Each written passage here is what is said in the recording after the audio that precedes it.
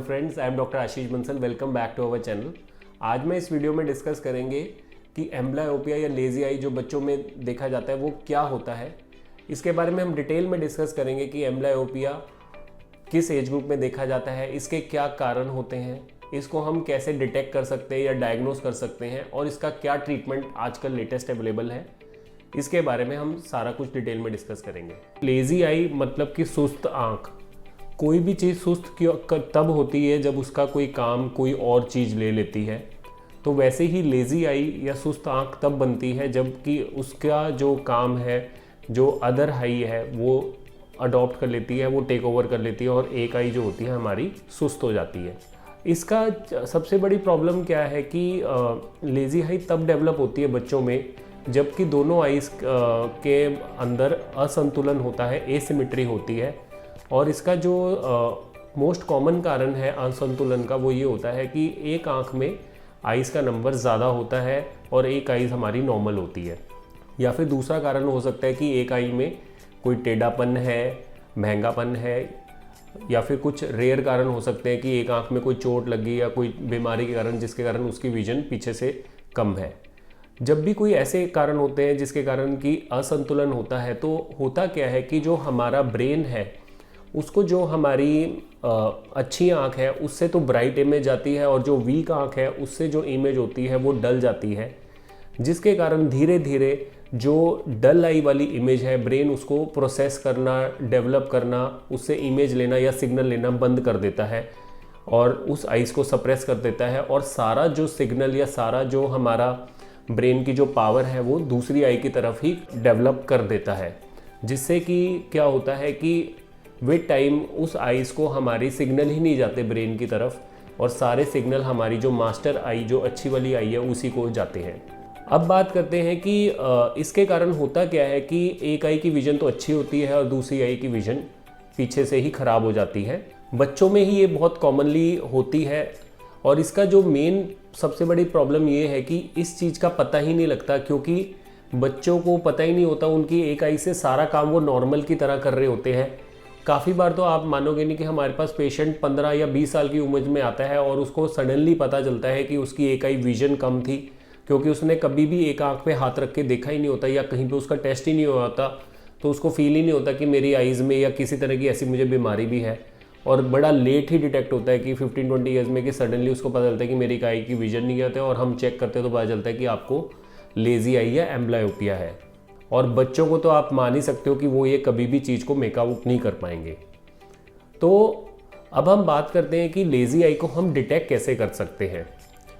इससे पहले मैं आपको ये बताना चाहूँगा कि इस बीमारी में क्योंकि ब्रेन हमारी इमेज को सप्रेस कर देता है, प्रोसेस नहीं कर पाता, और सबसे अच्छी बात यह है कि इस बीमारी को अगर हम टाइमली डिटेक्ट कर लें और ब्रेन को दोबारा उस आइज़ के स्टिमुलेट करने की कोशिश करें, प्रॉपर सिग्नल भिजवाएं, तो और इस चीज़ का ट्रीटमेंट जितना अर्ली डिटेक्ट होगा उतना ही अच्छा है। तो ये बीमारी 100% ट्रीटेबल है। तो अब हम बात करते हैं कि ये बीमारी होती कैसे है, इसको हम कैसे डिटेक्ट कर सकते हैं, बच्चे को कैसे पता लगेगा या पेरेंट्स को या बच्चे को कि इसको ये बीमारी है। देखिए, उसके अंदर जो सबसे इम्पोर्टेंट तो यही आता है कि अगर आपको कोई भी डाउट लग रहा है कि बच्चा जो है, बच्चे की आंख में कोई टेढ़ापन है, बच्चे का जो फेस है वो किसी तरह से वो आंख को टेढ़ी करके देखता है या गर्दन टेढ़ी करके देखता है या कभी कभार एक आंख को बंद करता है, छोटा बड़ा करता है, तो उन सारे कारणों में इस चीज़ को आप सस्पेक्ट कर सकते हैं। दूसरा जो आप डिटेक्ट करने के लिए सिंपल सबसे इम्पॉर्टेंट है, इसको सेल्फ टेस्ट आप कर सकते हैं। आप अपने बच्चे को या कभी भी आप उसकी एक आंख को बंद करके कोई भी चीज़ आप दूर की दिखाएं और दूसरी आंख को बंद करके दिखाएं। अगर वो कह रहा है कि दोनों आई से ऑलमोस्ट सेम दिख रहा है या माइनर डिफरेंस ही है इमेज में, तब भी वो ऑलमोस्ट नॉर्मल है। बट अगर आपको एक आंख से तो वो चीज़ बिल्कुल क्लियर देख रहा है और दूसरी आंख से वो देख ही नहीं पा रहा, तो वो एक तरह से असंतुलन हो गया। तो ऐसे केसेस में ये एक बहुत इम्पॉर्टेंट है कि आप उस पेशेंट को या उस बच्चे को इमीडिएटली चेकअप करवाएं। तीसरा, इसको डिटेक्ट करने के लिए तो आजकल स्कूल स्क्रीनिंग प्रोग्राम्स में भी इजीली डिटेक्ट हो जाते हैं, या फिर आप जब भी अपने बच्चे को कोई आई चेकअप के लिए लेके जाते हैं। तो अब बात करते हैं कि इसको जब अगर आपको डाउट है तो हम इसको कैसे डायग्नोस करेंगे। देखिए, जब भी आपको इन चीज़ों से कुछ डाउट हो रहा है तो आप अपने डॉक्टर के पास लेके जाएं, वो इसको डिटेल में सारा चेक करेंगे। अगर उनको लगता है कि पेशेंट बच्चे की सारी आइज़ अच्छी है, ठीक है, कोई भी बीमारी नहीं है उसकी आँख में, उसका आइज़ के अंदर कोई भी और प्रॉब्लम नहीं है, एक्सेप्ट कि उसकी आइज़ की जो विज़न है एक आँख की कम है, चश्मे का नंबर लगाने के बावजूद भी क्या होता है कि कई बार हम चश्मे का नंबर भी दे दिया, मान लो एक साइड में 0 नंबर है, एक साइड में 3 नंबर है या 4 नंबर है, अगर हम वो नंबर भी लगा दें बट फिर भी बच्चा या जिसको भी ये लेज़ी आई की प्रॉब्लम है वो पूरी तरह पढ़ नहीं पाता। और इसकी जो सिवेरिटी है ये भी डिपेंड करता है। कईयों को ये लेज़ी आई या एम्ब्लायोपिया माइल्ड ग्रेड का होता है, मतलब कि दोनों आई में, एक आई में वो 6-6 विजन है, एक में खाली 6-12 या 6-18 विजन है, मतलब 2 या 3 लाइनों का डिफरेंस है। या कईयों में इतना सिवियर भी हो सकता है कि एक आई से तो वो पूरा पढ़ रहा है 6/6 और एक आई से उसको कुछ भी नहीं दिख रहा, मतलब सबसे ऊपर वाली लाइन भी नहीं दिख रही, जिसको हम डेंस एम्ब्लोपिया या सिवियर एम्ब्लायोपिया या लेज़ी आई कैटेगराइज करते हैं। तो ये हर चीज़ डिपेंड करती है। तो जब भी आपने एक बार डायग्नोसिस के लिए जब भी डॉक्टर आपका सारा डिटेल में देखेंगे और उसका ये देखेंगे कि सारी चीज़ें इसकी नॉर्मल, आइज़ में कोई प्रॉब्लम नहीं है बट फिर भी उसकी विजन चश्मे के नंबर के बाद भी इम्प्रूव नहीं हो पा रही, तो उस केस में इसका डायग्नोसिस बनता है कि ये लेज़ी आई या एम्ब्लायोपिया का केस है। तो अब हम बात करते हैं इसके ट्रीटमेंट के बारे में। तो जैसा कि मैंने बताया कि इसका जो ये बीमारी काफ़ी आसानी से अच्छे से हम ट्रीट कर सकते हैं और इसको ट्रीट करना भी बहुत ज़रूरी है, क्योंकि बच्चों की आइज़ अगर हम ठीक नहीं कर पाएंगे, एक आइज़ हमेशा के लिए पूरी ज़िंदगी के लिए कम रह जाएगी, तो वो लाइफ में उसके लिए एक बहुत मेजर प्रॉब्लम है। किसी भी मेडिकल में या किसी भी फील्ड में जाने के लिए काफ़ी सारे ऐसे फील्ड होते हैं जिसके अंदर हमें दोनों आइज़ की प्रॉपर विजन चाहिए, तो वो डिस्क्वालीफाई हो जाएगा। तो इसलिए इसको सीरियसली लेना भी बहुत ज़रूरी है।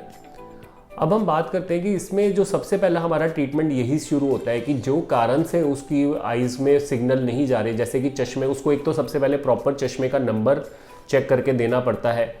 अब हम चश्मा लगाने के बावजूद भी जब क्या होता है कि अगर चश्मा वो लगा रहा है, अब वीक आई से सिग्नल जाने शुरू भी हो गए ब्रेन को, बट ब्रेन उस आई के जो सेल्स हैं वो एक्टिवेट ही नहीं हुए थे बचपन में और वो उनको सप्रेस कर चुका था, इसलिए अभी भी वो आइज़ फंक्शन शुरू नहीं कर पाती।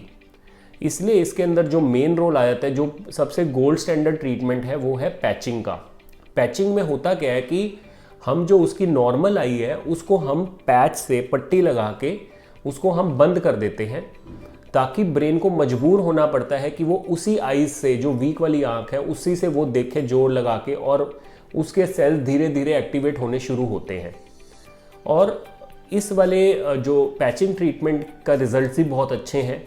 हालांकि ये ट्रीटमेंट थोड़ा सा कम्बरसम होता है, ये करना थोड़ा सा इसमें कोई खर्चा तो नहीं है, बट ये होता है कि इसमें पेरेंट्स की एफर्ट, बच्चे की एफर्ट पे ही मेन डिपेंड करता है। तो इसमें हम जो मेन चीज़ आ जाती है कि 2 से 4 घंटे डेली पैच करना ज़रूरी है अच्छी वाली आँख को, और 2 से 4 घंटे में बच्चे को जो है बारीकी काम, नज़दीक का काम करना होता है, ताकि उस आँख पे अच्छे से जोर पड़े। बारीकी काम मतलब जैसे कि कह लो कि कोई रिटर्न वर्क, होमवर्क कह लो, या कोई पास का जो कलरफुल स्टिमुलेटरी पेंटिंग हो गया, स्टिचिंग वर्क हो गया, या कोई बीड्स या फिर दालें मिक्स करके दे दी, उसमें से स्पेशल कोई अलग से रंगीन कलर की दाल को सेपरेट करना जिससे कि उसके सिग्नल जाएं, विजन स्टिमुलेट हो। तो ये सारे टास्क करेगा, जितना अच्छे से करेगा और जितना आप टाइम लगाओगे उस बच्चे के साथ, प्लस साथ में बाकी टाइम भी उसको प्रॉपर चश्मा पहनना पड़ेगा जो उसकी पावर है, चाहे, क्योंकि ये चश्मा पहनना भी थोड़ा सा मुश्किल होता है, क्योंकि एक आई की पावर ना के बराबर होती है और एक की पावर ज़्यादा होती है, इसलिए बच्चे को चलते फिरते स्टार्टिंग में इम्बैलेंस भी फील होता है, एकदम से बच्चा भी एक्सेप्ट नहीं करता उस चीज़ को, पेरेंट्स भी एक्सेप्ट नहीं कर पाते, बट जो ट्रीटमेंट है हमें उसको करना पड़ता है। हाँ, अगर कोई बच्चे का बहुत ज़्यादा इम्बैलेंस है तो हम चश्मा ना दे के कॉन्टैक्ट लेंस दे सकते हैं, या फिर 18 साल से ज़्यादा उम्र है तो उसके नंबर को हम लेज़र से भी ट्रीट किया जा सकता है या अन्य विधि से भी ट्रीट किया जा सकता है, प्लस एक्सरसाइजेस तो हमने करनी है।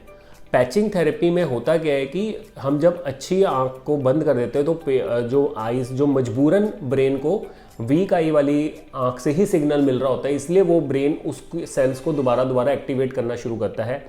और पैचिंग थेरेपी का जो आइडियल, अगर हम पेशेंट को 8 साल से पहले पैचिंग थेरेपी पे डाल दें तो उसका रिजल्ट बहुत ज़्यादा अच्छा था, क्योंकि उसी टाइम ब्रेन डेवलपमेंट हो रही होती है, ब्रेन के जो सिग्नल्स प्रोसेस हो रहे होते हैं। इसलिए एम्ब्लायोपिया भी पहले 4 से 5 साल में ही बच्चे को, जब मेन हमारी विजन डेवलप हो रही होती है, पहले 5-6 साल की एज तक ही ज़्यादा चांसेस होते हैं एम्ब्लायोपिया बनने के, और उसी टाइम उसका रूटीन चेकअप होना, एक बार प्रॉपर दोनों आइज़ की विजन का टेस्ट होना, ये सबसे ज़्यादा इंपॉर्टेंट है। और सेकंड, अब इसमें जो मोस्ट इम्पॉर्टेंट ट्रीटमेंट आ जाता है, पहला है पैचिंग और दूसरा जो मेन ट्रीटमेंट है वो है आजकल जो लेटेस्ट आया है उसको बोलते हैं हम एम्ब्लायोपिया विजन थेरेपीज़। ये जो आजकल विजन थेरेपीज़ जो होती है ये कुछ सॉफ्टवेयर बेस्ड ट्रीटमेंट है। इसके अंदर क्या होता है कि आजकल बच्चों को घर रहते हुए कुछ विज़न थेरेपिस्ट होते हैं जो कि आप बच्चे घर बैठे कंप्यूटर या लैपटॉप पे उस सॉफ्टवेयर गेम्स के थ्रू उसके आइज़ को स्टिमुलेट किया जाता है, वीक आई को। इसके अंदर क्या होता है कि आप एक ग्लासेस होती है स्पेशल टाइप की, रेड ग्रीन ग्लासेस होती है, जिससे कि हम अच्छी आई के, फंडा उसमें भी वही है कि हम अच्छी आई के सिग्नल सप्रेस हो जाते हैं और वीक आई पे ही जोर डलता है। और वो जो इसके 40 या 50 सेशंस होते हैं, मतलब 4 या 5 सेशन पर वीक आपने लेने होते हैं, अराउंड 45 मिनट्स का एक सेशन होता है। और उसमें धीरे धीरे जैसे जैसे बच्चा ये करता है, एंगेज होता है, एवरी 2-3 सेशन के बाद उसका लेवल बढ़ता रहता है। आप इसको एक वीडियो गेम की तरह लेके चलें, बट उसके अंदर जो टास्क होते हैं वो बड़े स्पेसिफिक होते हैं, जो कि विजन को कलरफुल स्टिमुलस के थ्रू स्टिमुलेट किया जाता है। और जैसे जैसे आप उसको लेवल को इंक्रीज़ करेंगे आपकी विजन स्टिमुलेट होती है। इसलिए इसके अंदर देखा गया कि जो रिजल्ट्स हैं वो काफ़ी क्विक आते हैं। इवन 5 to 6 वीक्स में भी बच्चे की विजन में काफ़ी अच्छी इंप्रूवमेंट देखी जाती है, जो कि पैचिंग के अंदर कई बार 1 या 2 साल तक भी अच्छे रिजल्ट नहीं मिलते थे। दूसरी जो अच्छी बात इसमें देखी गई है कि इवन ये अडल्ट पेशेंट में भी काम अच्छा करती है, इवन 15 ईयर्स 20 ईयर्स और आगे वाले जिन लोगों में भी एम्ब्लायोपिया थेरेपी होती है। और थर्ड, इसके अंदर ये भी अच्छी चीज़ देखी गई है कि जब हम पैचिंग के अंदर क्या होता था कि जब हम पैचिंग थेरेपी को बंद कर देते थे तो दोबारा एम्ब्लायोपिया या लेजी आई की जो हमने विजन इंप्रूव करी होती थी उस आँख में, वो दोबारा कम होने के चांसेस होते थे ज़्यादा उस थेरेपी में। बट विजन थेरेपीज़ में वो चीज़ भी कम देखी गई है।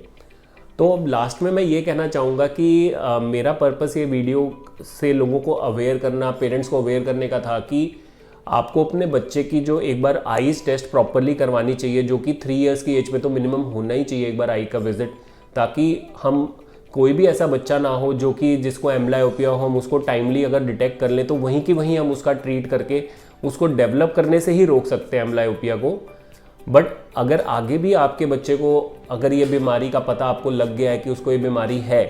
तो इसके अंदर खाली डॉक्टर का रोल नहीं है ट्रीटमेंट में, इसमें आपका जो सबसे ज़्यादा रोल पेरेंट्स का है। क्योंकि ये जो थेरेपीज़ हैं इसके अंदर पेरेंट्स की मोटिवेशन, पेरेंट्स की लगन पे ही डिपेंड करता है कि वो अपने बच्चे से अच्छे से एक्सरसाइज करवाएं, उसको मोटिवेट करें और ख़ुद भी मोटिवेटेड रहें, और उसी से इसका रिजल्ट आना है। क्योंकि इसमें ऐसी कोई दवाई या ऐसी कोई सर्जरी नहीं है जिससे कि हम इसको ठीक कर सकते हैं।